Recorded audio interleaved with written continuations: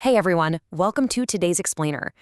Today we are tackling a challenge that literally every single educator faces at some point: classroom management, and navigating the daily dynamics of a really busy room.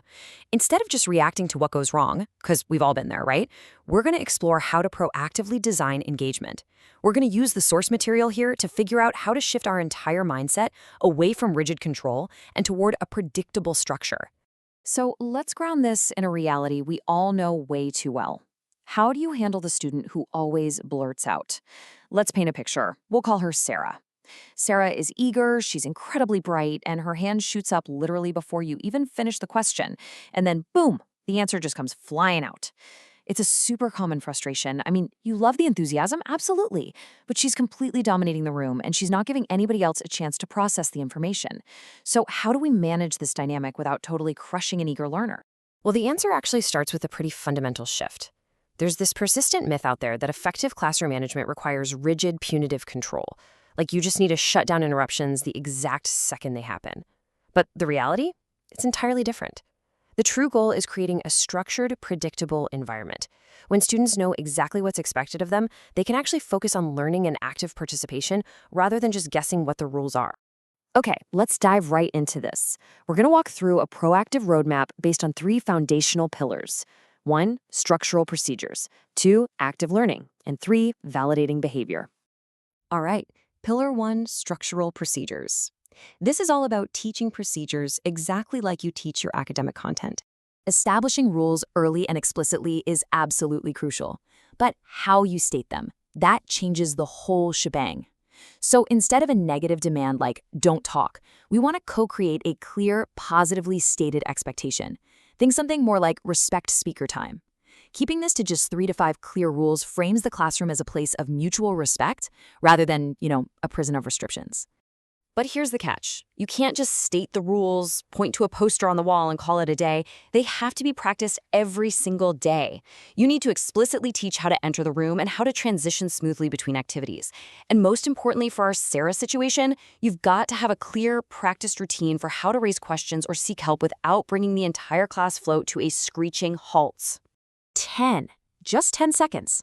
One of the absolute most effective procedures you can teach is a silent think time countdown. When you ask a higher order question, establishing a procedure of silent thinking builds predictability through silence.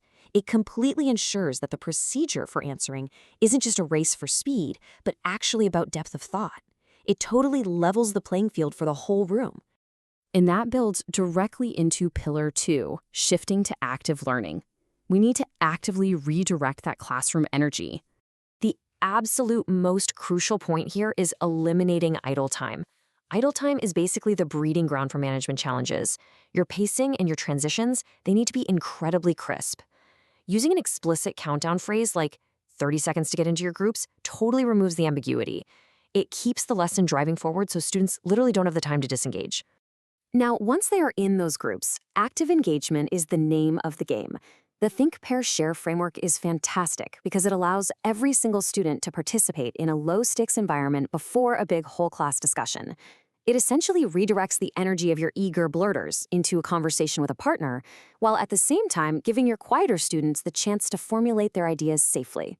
It's a total win-win. And while they work, you aren't just tied to your desk. You're employing proximity control. That means moving purposefully around the room to monitor work and naturally refocus distracted students.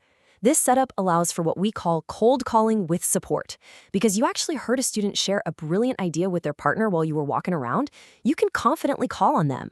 Letting them consult a peer first builds this amazing cooperative classroom culture where everyone feels safe participating. Which brings us to our final strategy. Pillar 3, validating and redirecting behavior. Here, it's all about consistency over severity. Let's be real, even with perfect procedures, students are going to test the boundaries.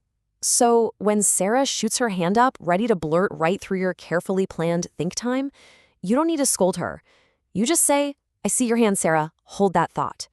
It's a brilliant use of positive reinforcement. You're acknowledging her eagerness, which is a preferred behavior, while firmly and consistently setting a boundary that the rule still applies to everyone. We also want to broaden participation by consistently applying the rules. By loudly praising preferred behavior, saying something like, "Wow, I see group 2 is already starting step 1."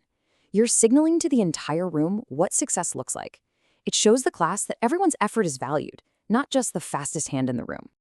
Of course, sometimes you are still going to need to make corrections.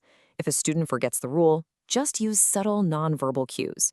A direct piece of eye contact, a quick hand signal to pause, or maybe a quiet one-on-one check-in. These low-key corrections gently remind students of the rules without embarrassing them or, worse, creating a completely unnecessary public power struggle. So let's pull it all together, the dynamic classroom. It's really about blending management and instruction. When we step back, we actually reach a pretty empowering conclusion. Managing behavior and designing dynamic instruction are basically the exact same thing. But, and this is a big but, I want to emphasize that all of these structural changes rest on one vital foundation: human connection.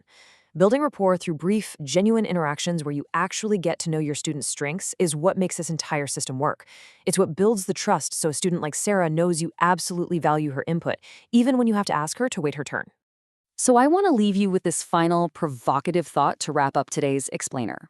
When you look at your own classroom tomorrow morning, ask yourself, are you simply managing behavior, just trying to keep a lid on the room?